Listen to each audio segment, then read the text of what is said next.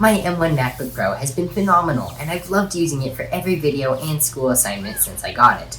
Unfortunately, the screen somehow got cracked after me just randomly opening it like I had many other times before. Originally, I tried to fix the cracked screen myself instead of paying Apple $800. But in the process, I seemed to be damaging the computer even more. First, it was the battery, then the fan was always on, then the touch bar stopped working. Yep, I guess that was unsurprising, since this was my first time ever taking apart a laptop, let alone an M1 MacBook Pro. With all the issues that were adding up, I had the brilliant idea, maybe not so brilliant in afterthought, but it was brilliant at the time, about taking apart the screen or just taking off the screen on my laptop and using it as a desktop, so hooking up a third-party monitor and calling it good.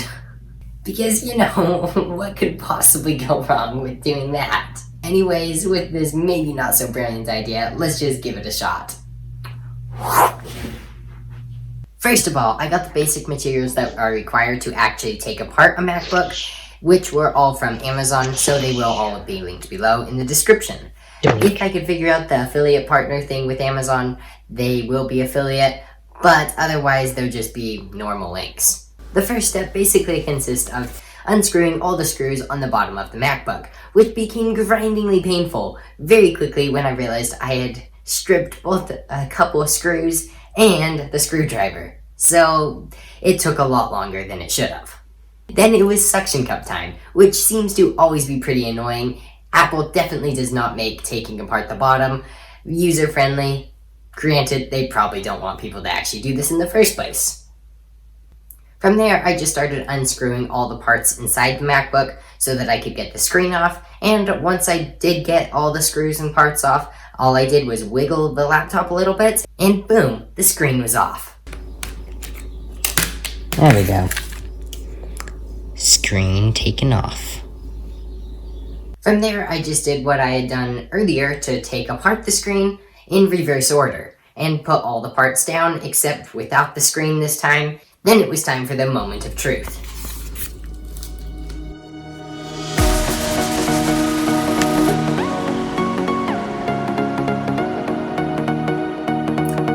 And it didn't work.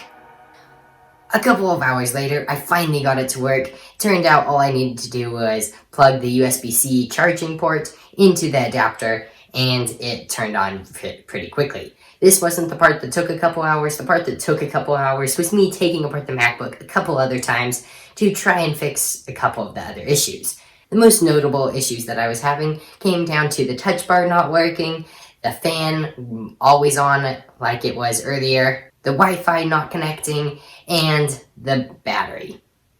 By the end, I did get them all to work, which actually seems pretty odd since all I did was disconnect some of the cables and then plug those cables back in again. I did also take apart the bar from the Retina display because I thought maybe that was what was causing the touch bar not to work, so I plugged that also into it, which also limits the fact that I can never put the screen back on because the screen is now completely destroyed, but that's fine because it was already broken.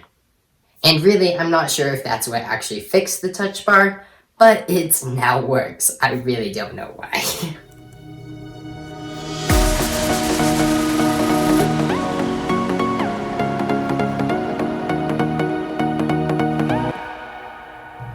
Well, there we have it. I now have an M1 MacBook desktop, which, as long as it continues to run, I plan to use in all future Blender projects, at least until I get a new laptop, which may actually be a while because they are quite expensive.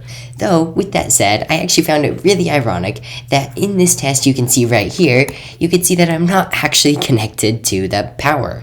As in, the charger isn't being charged, which means the battery is actually working, and the battery doesn't just show an X anymore, it actually shows that it's totally fine, which means theoretically I could put the screen on, and I would have my fully functional MacBook again. Though, I don't really think I want to risk this because I may destroy the computer even more, and as is, I can actually use it, versus if the battery's not working, that would be really annoying if I also had to pay the $300 to get a new screen. So yeah. Well, there we have it. Thanks for watching. If you plan to do this with your own MacBook Pro, then I would recommend watching a video from Beefmaster, who explains switching out and swapping out the screen, which is basically what you need to know when just taking off the screen. You just don't do the screen replacement part. The link to that video will of course be in the description. Otherwise, bye!